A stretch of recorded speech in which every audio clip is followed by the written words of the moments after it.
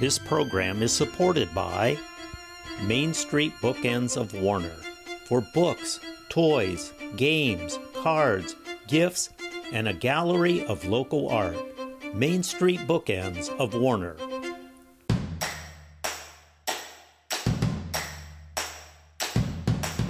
Welcome back to Yankee Chronicle, coming to you from Warner, New Hampshire, where it's very fitting we're going to talk about the Warner Fall Foliage Festival coming back this year after a 2-year hiatus. I'm now joined by the guy that knows all about it, the president of the Warner Fall Foliage Festival, Ray Martin. Hi, Ray. Hi, Abby. I'm excited to talk with you about this because it's been a while. As we just said, 2019 was the last Warner Fall Foliage Festival before COVID. Yes. And it must feel good to be back. Well, yes, it feels very good. It's a lot of things that we got to get restarted, but sure. It's been going on since 1947. Crazy. So it's there's a lot of institutional knowledge and a lot of things that don't change, and you just got to gear them back up. And how long have you been president of the Warner Fall Foliage Festival? I don't know, the last 4 or 5 years. Out of the last 30, probably 10. Okay. I don't know. It's too many. I don't even count them anymore. Yeah, you don't even count. So give us the lowdown, because it's Columbus Day weekend. Starts Friday night with the rides, as everybody knows and loves. But then it's a jam-packed Saturday and Sunday. Give us kind of the lowdown. All right. Friday night, it's mostly just getting the thing opened up and getting it going. But the food, there'll be a little bit of food. But the real thing is for the kids that are for the amusement rides to open up. Sure. And we have an all-you-can-ride bracelet for $20 from 6 to 9 p.m. Awesome. So that's kind of like just gets it going. Then Saturday and Sunday is the full festival that people are used to or familiar with. Starts up with the crafts people opening up at 9. And crafts can mean baked goods, vegetables, embroidery, mittens, anything. Anything, yep. And we have over probably almost 70 vendors coming in. So it's been we've been very successful in retrieving those people that are and getting new ones. Yeah. So because the best year we had was probably 2019, the best one in memory as far as the number of vendors was probably in the high 90s. Wow. So we're back. That craft fair runs they're open from 9 to 5. Yep. 9 a.m. to 5 p.m. And then there's a road race that registration starts at 8, race at 9, a 5K race. Okay. That goes through the town and out into the country a little bit and back.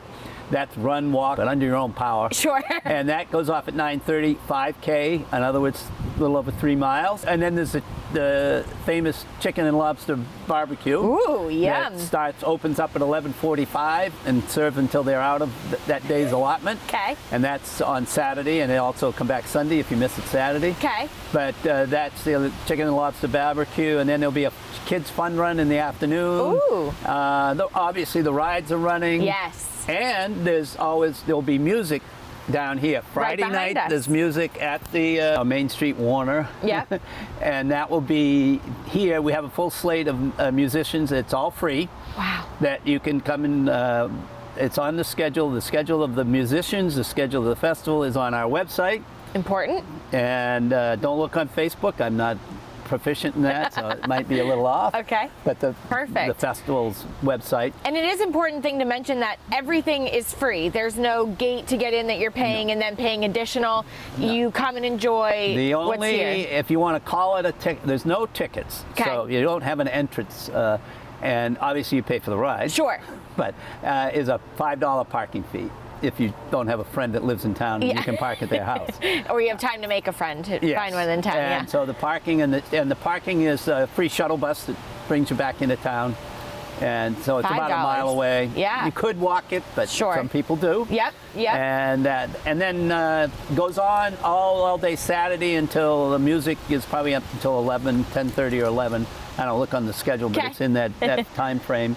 And there's music starting at around, I think 10 or 11 o'clock in the morning and all afternoon and all night. So there's various bands, and you can, again, anybody that's interested can look on the website, and there's a section right on the front that says music schedule. Perfect. And the regular schedule is there too.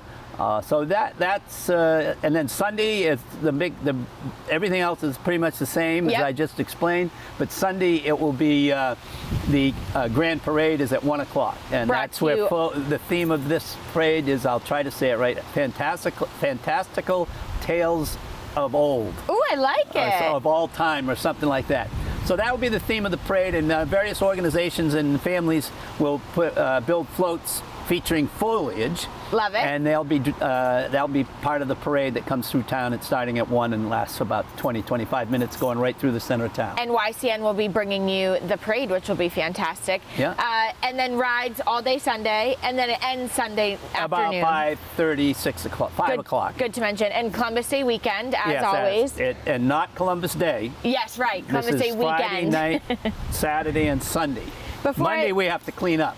So tell us what you do with the funds. All right, all the proceeds, net proceeds from the festival. The festival is run by all volunteers. Nobody's getting paid. So there's a volunteer board and volunteers that a day of festival, before the festival, whatever. But it's all volunteer. Any net proceeds, which can run anywhere from $10,000 to $20,000, $25,000, is then we have a process where different organizations in town can apply for a grant from the festival. That format, or that form, is on the website again. Great. They can fill that out, send it in. They get it in by October 31.